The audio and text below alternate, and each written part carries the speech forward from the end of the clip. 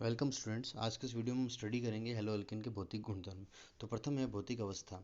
तो कमरे के ताप पर हम देख सकते हैं, कमरे के ताप पर CH3F, CH3, C2H5F, CH3Cl, C2H5Cl, CH3Br ये सभी किस अवस्था में होते हैं? गैस अवस्था में। इसके बाद कार्बन 15 तक जो सदस्य हैं मंदूर गंध वाले द्रव होते हैं, और उसके बाद कार्बन 15 से ऊपर जो उच्च सदस्य हैं वो रंगहीन ठोस होते हैं। तो हम समझ सकते हैं अवस्थाएं कैसे बदल रही है, लोअर मेंबर से हायर मेंबर की तरफ, गैस से द्रव, द्रव से ठोस। ओके।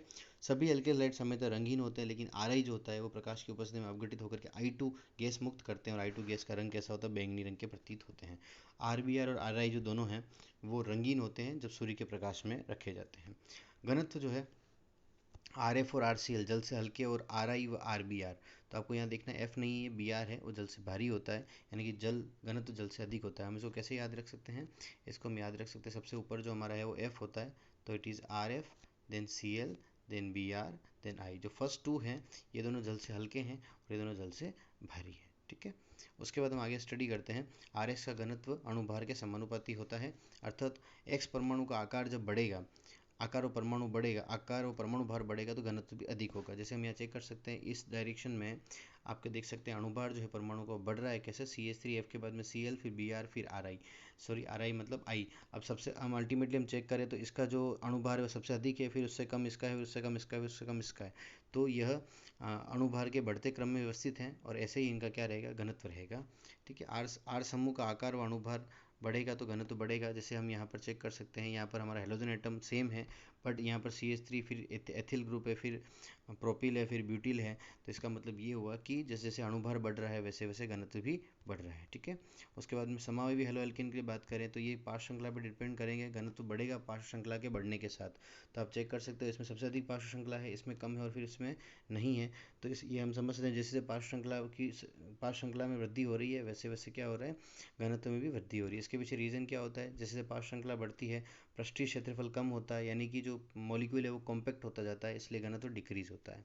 ठीक है। उसके बाद आते हैं हम क्वथनांक के ऊपर। तो क्वथनांक RX के गलनांक और क्वथनांक जो होते हैं जनक एल्केनो, यानी कि जो पेरेंट हाइड्रोकार्बन है उनसे अधिक होते हैं। ये RX है और ये RR है, तो जनक एल्कीन है, इससे एल्केन है सॉरी, इससे इसका बॉइलिंग पॉइंट, इसका बॉइलिंग पॉइंट अधिक होगा। इसके पीछे रीज़न है RX की ध्रुवीय प्रकृति, क्योंकि RX कैसे होते हैं? ध्रुवीय होते हैं, जिसके कारण उनके बंध कैसा होता है? डाइपोल डाइपोल इंटरेक्शन, यानी कि द्विध्रुव द्विध्रुव आकर्षण होता है, जिस कारण इनमें संयुग्मन अधिक होता है, और संयुग्मन अधिक होने की वजह से इनका boiling point melting point increase हो जाते हैं। आप समझ सकते हैं इसको ऐसे कि यहाँ पर ये आपका जो RR है ये अध्रुवी है, जबकि RX जो है ध्रुवी है, तो इनके बीच में जो इंटरेक्शन रहेगा वो भी स्ट्रॉन्ग रहेगा।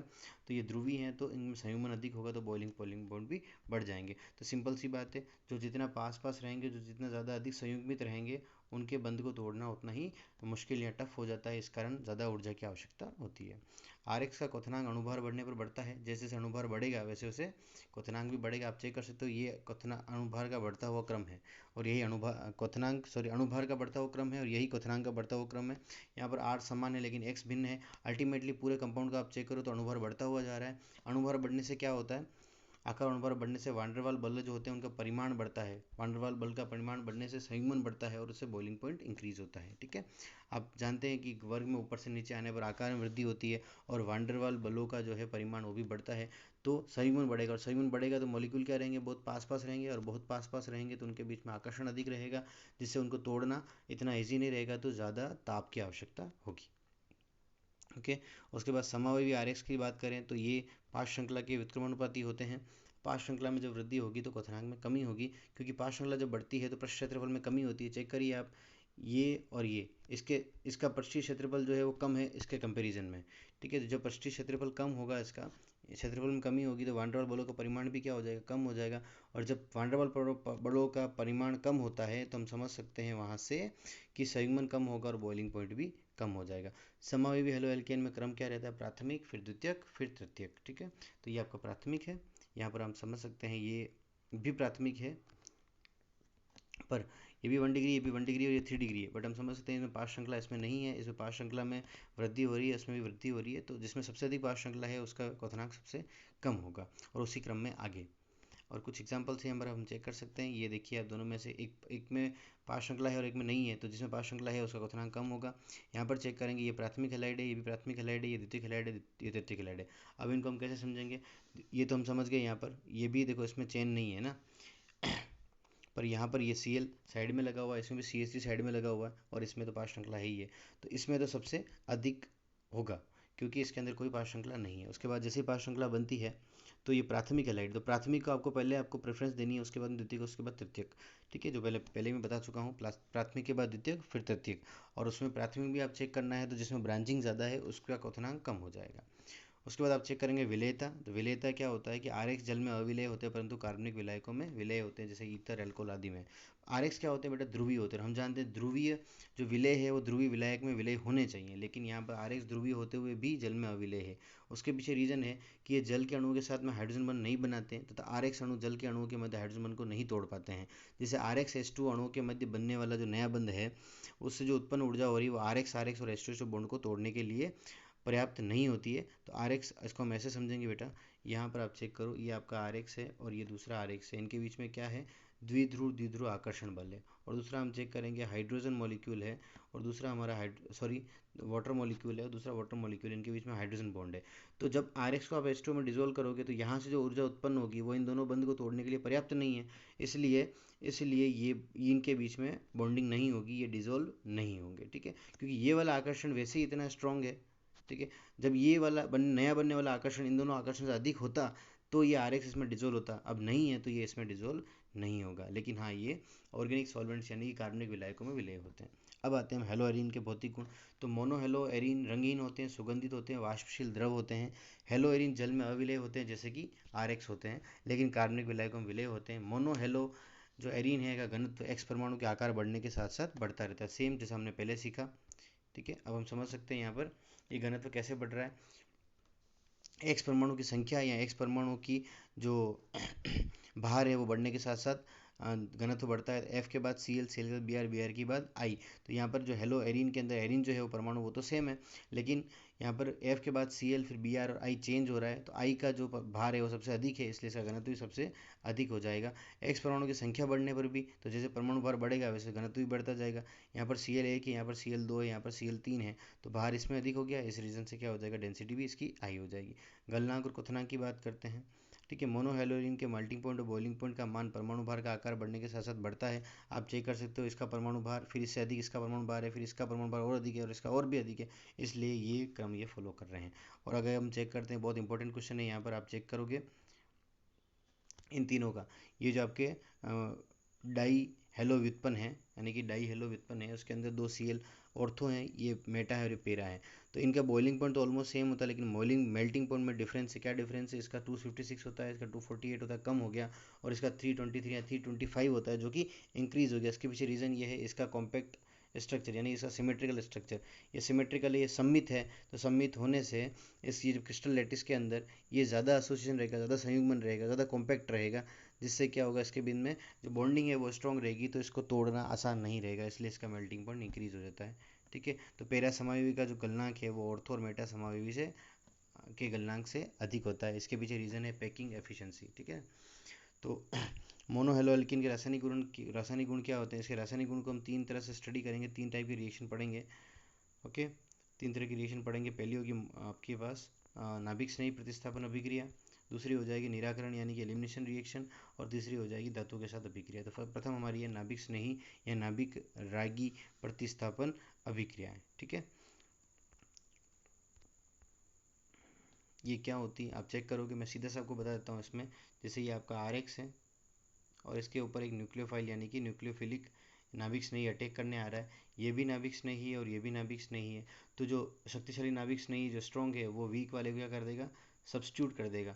तो इसका मतलब इसको सब्स्टिट्यूट कर दिया, किसने, न्यूक्लियोफाइल नहीं किया है, तो न्यूक्लियोफाइल ने जब दूसरे न्यूक्लियोफाइल को सब्स्टिट्यूट किया तो इसको हम बोलेंगे, एक नाभिक स्नेही ने दूसरे नाभिक स्नेही को प्रतिस्थापित किया है, इसलिए इसको बोलेंगे नाभिक स्नेही प्रतिस्थापन अभिक्रिया। तो उसके रिएक्शन में क्या बन जाएगा, आर एक्स प्लस हमने एन यू से रिएक्शन करवा दी, न्यूक्लियोफाइल ने आकर के अटैक कर दिया, कहाँ करेगा अटैक, अटैक करेगा बेटा यहाँ पर करेगा। क्यों करेगा, बिकॉज हम जानते हैं आर एक्स बंद कैसा था, ध्रुवीय होता है, तो ये पार्शियल नेगेटिव और ये पार्शियल पॉजिटिव, तो इस केस में ये एन यू, ये तो क्या होता है, न्यूक्लियस लविंग होता है, यानी कि इसके ऊपर नेगेटिव चार्ज है, तो ये कहाँ जाएगा, इस पर अटैक करने आएगा, तो इस बॉन्ड को तोड़ देगा। अब क्या बन जाएगा बेटा, आर एन यू बन जाएगा, और प्लस जो है वो आपको क्या मिल जाएगा, यहाँ से एक्स जो है एज ए लिविंग ग्रुप मिल जाएगा, ठीक है। उसके बाद हम बात करते हैं इन दोनों के अंदर जो कैसे समझना है, इन दोनों को हम समझते हैं SN1 अभिक्रिया और SN2 अभिक्रिया।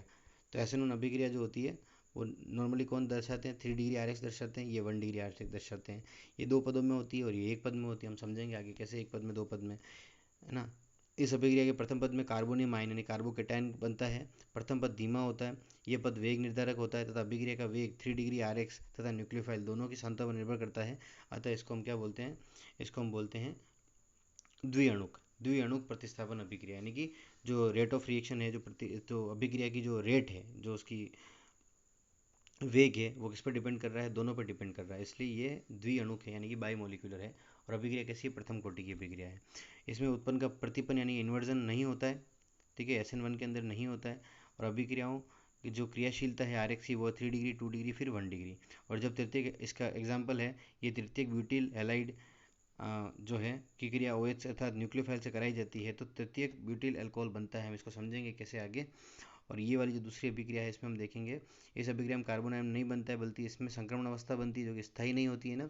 इस अभिक्रिया का वेग 1 डिग्री RX तथा न्यूक्लियोफाइल की सांद्रताओं के गुणनफल पर निर्भर समानुपाती होता है। RX पे भी निर्भर करता है और NU पे भी डिपेंड करता है। इसलिए ये क्या हो गई, ये होगी आपकी, सॉरी, ये वाली एकाणुक थी यानी कि SN1 था, SN1 रिएक्शन। SN1 का मतलब क्या होगा, एक का मतलब क्या होगा, एकाणुक अभिक्रिया। और ये होगी बेटा आपकी SN2 रिएक्शन जिसको हम बोलेंगे द्विअणुक अभिक्रिया। तो ये दोनों पे डिपेंड करती है रेट ऑफ रिएक्शन, इसलिए ये हो गया द्वितीय कोटि की अभिक्रिया होगी, ये प्रथम कोटि की अभिक्रिया होगी, ठीक है।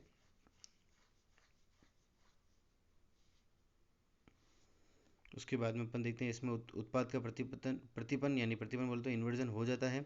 SN2 अभिक्रियाओं का RX की प्रतिक्रियाशीलता घटता क्रम क्या रहेगा, 1 डिग्री, 2 डिग्री और फिर 3 डिग्री। सबसे अधिक रिएक्टिव कौन है, 1 डिग्री है। इसके बाद में हम देखते हैं, आपको एक बात यहाँ पर स्पेशली ध्यान रखनी है कि SN1 की कितनी स्टेप है बेटा, 2 स्टेप है, ठीक है। और ये सिर्फ एक की ही सांद्रता पर निर्भर करती है, इसलिए इसको बोलते हैं एकाणुक। क्या बोलते हैं, एकाणुक, ठीक है। और उसके बाद हम SN2 की बात करें तो SN2 के अंदर कितनी स्टेप होती है, ओनली 1 स्टेप होती है। और एक स्टेप में दोनों ही रिएक्टेंट प्रेजेंट है, इसलिए दोनों की सांद्रता पर इसकी रेट ऑफ रिएक्शन डिपेंड करती है, इसलिए बोलते हैं SN2 यानी कि द्विअणुक। यहाँ पर 2 का मतलब ही यही है, ओके। उसमें उत्पाद का प्रतिपन्न हो जाता है, इसको वाल्डन इन्वर्जन कहते हैं। और SN2 में 1 डिग्री, 2 डिग्री और 3 डिग्री का रिएक्शन ऑर्डर रहेगा। और इसका एग्जाम्पल हम चेक कर लेते हैं यहाँ पर, देखो इसका मैकेनिज्म भी समझ लेंगे। देखो ये आपके पास 3 डिग्री लिया हमने, 3 डिग्री CH3 OH, एक एक को समझेंगे हम।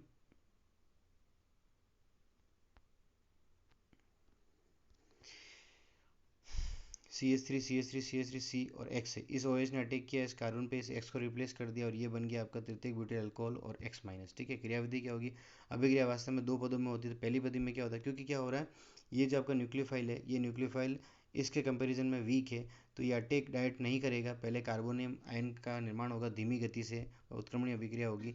जैसे यहाँ से X निकलेगा, ये कार्बोकेटायन का फॉर्मेशन हो गया, कार्बोनियम आयन का फॉर्मेशन हो गया। उसके बाद में ये है तृतीयक ब्यूटाइल कार्बोकेटायन जो कि सबसे ज़्यादा स्टेबल होता है, इस पर OH का अटैक होगा, ये बहुत फास्ट रिएक्शन होगी। तो जो इसकी रेट डिटरमाइनिंग स्टेप है यानी कि जो वेग निर्धारक अभिक्रिया है वो ये वाली रही, स्लो स्टेप वाली रहेगी। तीव्र गति से अभिक्रिया होगी तो यहाँ पर OH जुड़ जाएगा और तृतीयक ब्यूटाइल अल्कोहल उत्पाद मिल जाएगा, ठीक है। यहाँ पर कोई इन्वर्जन। उसके बाद हम बात करते हैं यहाँ पर इसके अंदर CH3 प्लस, यहाँ पर तो ये OH क्या करेगा, अटैक करेगा, X को रिप्लेस कर देगा, ये सीधी एक ही बार में अभिक्रिया हो जाएगी। तो जैसे ही इसका OH का जुड़ना होगा वैसे ही X का निकलना होगा। तो आप चेक कर सकते हो यहाँ पर OH अटैक कर रहा है कहाँ से, H और X पे। तो यहाँ से ये अटैक करेगा, अटैक करने से एक मॉलिक्यूल रिलैक्स मोड में आ जाएगा, समझ सकते हैं, प्लेनर हो जाएगा। तो प्लेनर होने से OH यहाँ से ये जुड़ रहा है और ये निकल रहा है, दोनों ही साथ साथ होता है। इसको संक्रमण अवस्था कहते हैं। जैसे जितना ये टूटेगा उतना ये बनेगा, या जितना ये बनेगा उतना ही टूटेगा, एंड में ये बन जाएगा पूरा, ये पूरा टूट जाएगा, तो आपका X माइनस निकल जाएगा। ये आपका X माइनस निकल गया, ठीक है। इसको मैथिल अल्कोहल उत्पाद हम कहेंगे। ये आपकी SN2 अभिक्रिया हो गई। अब कुछ क्वेश्चन है इसको हम स्टडी कर लेते हैं, कुछ इंपॉर्टेंट नोट्स हैं कि SN1 SN2 अभिक्रियाओं में RX की प्रतिक्रियाशीलता X परमाणु की प्रकृति पर निर्भर करती है। हटने वाले अवशिष्ट समूह अर्थात RI, RBr, RCl, RF X minus का आकार जितना अधिक बड़ा होगा उतनी ही आसानी से हटेगा। तो आपको पता है कि ये जो RI बॉन्ड है ये इन सब में से सबसे लंबा बंध है, क्यों, क्योंकि इसके अंदर जो I है उसकी साइज सबसे बहुत बड़ी है, तो ये बहुत जल्दी टूटेगा, तो ये जल्दी रिएक्शन करेगा, इसलिए हम इसको क्या बोलेंगे, RI की जो क्रियाशीलता है सबसे अधिक है, फिर RBr, फिर RCl, RF, ये किस पर डिपेंड कर रहा है, हेलोजन परमाणु के आकार पर और बंध लंबाई पर। SN2 क्रियाविधि में R समूह जितना अधिक बड़ा होगा या शाखित होगा उतनी त्रिविम बाधा अधिक होगी, जिसके कारण न्यूक्लियोफाइल का RX के पर C पर पीछे से आक्रमण कम होगा, अभिक्रिया की क्रियाशीलता घटेगी। तो आप देख सकते हो यहाँ पर CH3 एक से यहाँ पर एक CH3 जुड़ गया, यहाँ पर 2 CH3, यहाँ पर 3 CH3। तो सपोज यहाँ से OH माइनस अटैक करने आ रहा है, तो कहाँ सबसे पहले, जहाँ सबसे कम भीड़ होगी ना, सबसे कम क्राउड होगी, वहाँ पर अटैक करेगा यहाँ पर। इसलिए 1 डिग्री सबसे तक क्रियाशील है, फिर 2 डिग्री है, ठीक है, फिर 3 डिग्री है, और फिर आगे।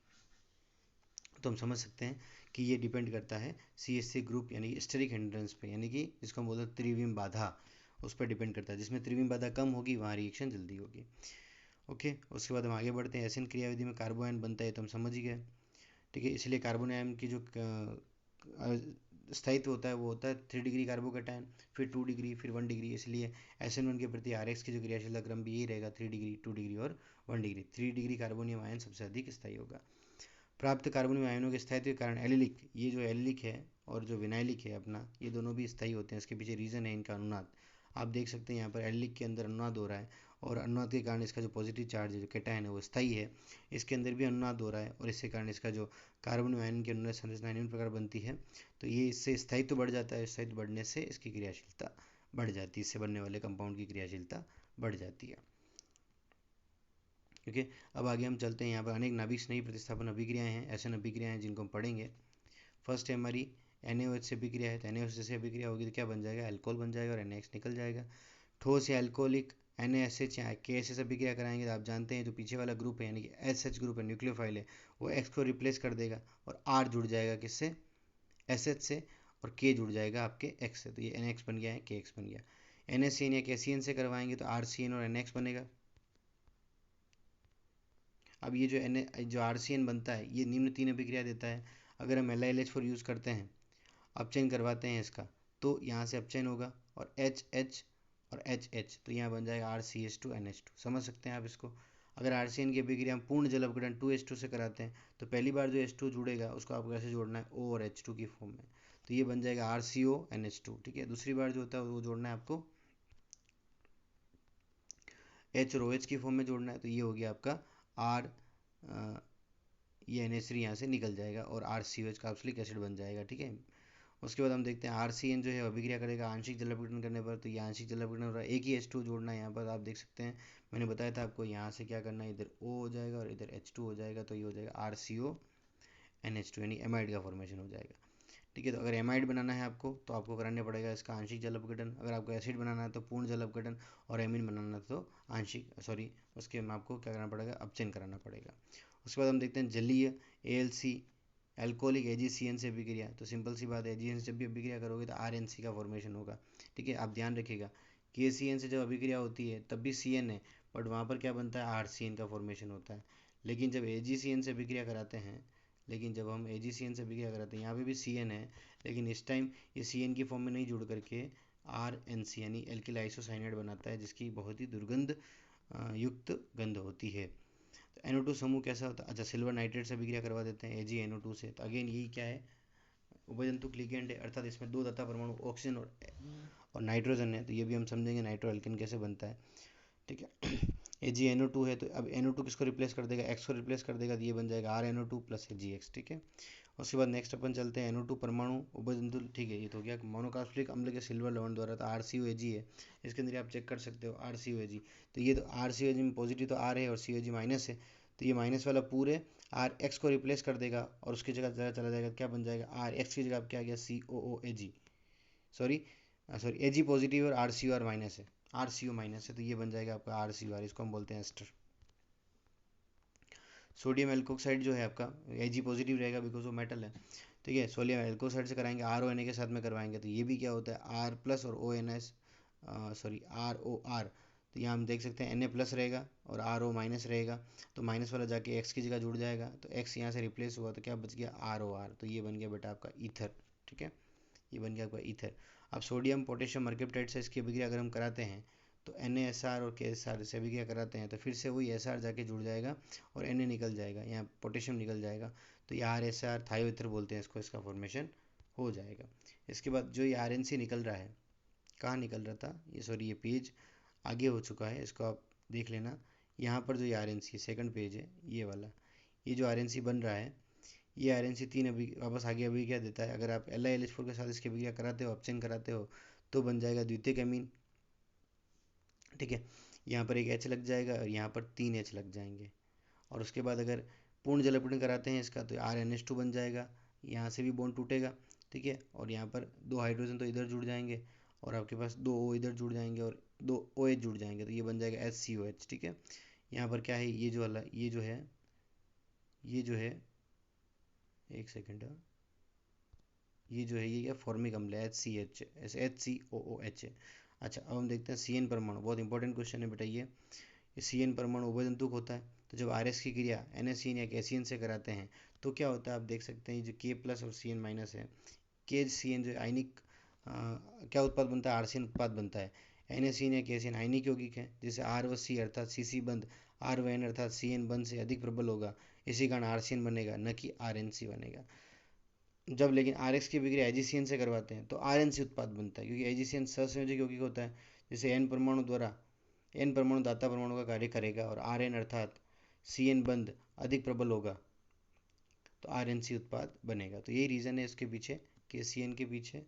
KCN जब लोगे तो RCN बनता है और AgCN लेते हो तो RNC बनता है, बिकॉज ये है आपका सहसंयोजक और ये है आपका आयनिक। तो यहाँ पर क्या होगा, जब भी ऐसे टूट जाएगा ये K प्लस, तो ये टूट जाएगा यहाँ पर, तो ये C फ्री रहेगा, जाके ज्वाइन हो जाएगा, लेकिन ये टूटता नहीं है, इसलिए N जो है वो जा करके ऐसे दाता परमाणु वहाँ पर रिएक्ट करता है। अगर ये टूट जाता तो C जाके रिएक्ट करता। नेक्स्ट है बेटा आपका सोडियम पोटेशियम नाइट्रेट के साथ में KNO2 NO2 के साथ में, तो यहाँ पर RONO बन जाता है, ये उभयतंतुक लिगेंड है, ठीक है, NO2। तो इस प्रकार यहाँ पर अभिक्रिया हो जाएगी। देन सिल्वर सल्फाइड के साथ Ag2S के साथ करवाते हैं तो थायोईथर बन जाएगा, क्योंकि 2Ag एक्स को ये एक्स और Ag लेके निकल जाएगा, तो यहाँ पर 2 तो बच जाएंगे आपके R, तो R बच जाने से क्या हो जाएगा, RS और R का फॉर्मेशन होना जाएगा।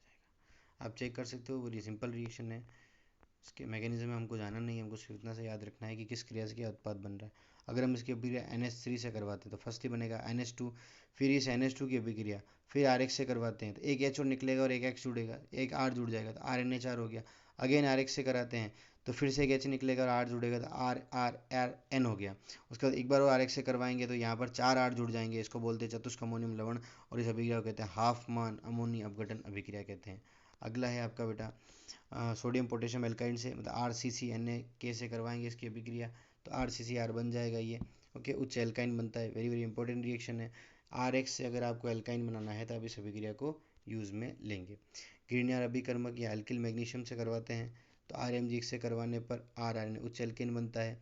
अपचायक पदार्थ से करवाते हैं तो यहाँ पर RHN एल्केन बन जाएगा। धातु फ्लोराइड से कराएंगे तो RF बन जाएगा, जैसे धातु फ्लोराइड AgF या H2F। ये रिएक्शन हम पहले पढ़ चुके हैं, स्वार्ट्ज अभिक्रिया। उसके बाद फिंकलस्टीन अभिक्रिया भी हमने स्टडी कर रखी है, ठीक है। फिर इसके बाद हम नाइट्रोबेंजीन की बात करते हैं तो ये भी हमने स्टडी किया हुआ, नाइट्रोबेंजीन AlCl3 फिडेलक्राफ्ट अभिक्रिया जिसको कहते हैं। इसमें क्या होता है, RX की अभिक्रिया इससे करवाते हैं तो यहाँ से इसके बाद जो हाइड्रोजन को रिप्लेस करके HX बना लेगा, जो बेंजीन के ऊपर R था ऑलरेडी उससे, और यहाँ पर R ऐड हो जाएगा, फिडेलक्राफ्ट अभिक्रिया हो गई। लिथियम एल्किल क्यूप्रेट से अभिक्रिया कराते हैं R2CuLi से तो RR उच्च एल्केन बन जाता है, ये Li जा करके उसके X को निकाल देगा और RR मिलके R2 बन जाएंगे। तो इसे कोरे हाउस एल्केन संश्लेषण कहते हैं। सोडियम सल्फाइड के साथ करवाएंगे Na2CO3 से तो NaX के साथ निकल जाएगा, SO3 Na बच जाएगा, तो ये बन जाएगा आपका RSO3Na, सोडियम एल्किल सल्फोनेट। तो इसी के साथ हमारी जो न्यूक्लियोफिलिक सब्स्टिट्यूशन रिएक्शन यानी कि नाभिक स्नेही प्रतिस्थापन अभिक्रिया समाप्त होती है। इसके आगे की जो केमिकल रिएक्शन से रासायनिक अभिक्रिया हैं RX की, वो हम अगले वीडियो में अगली क्लास में स्टडी करेंगे। Thank you so much.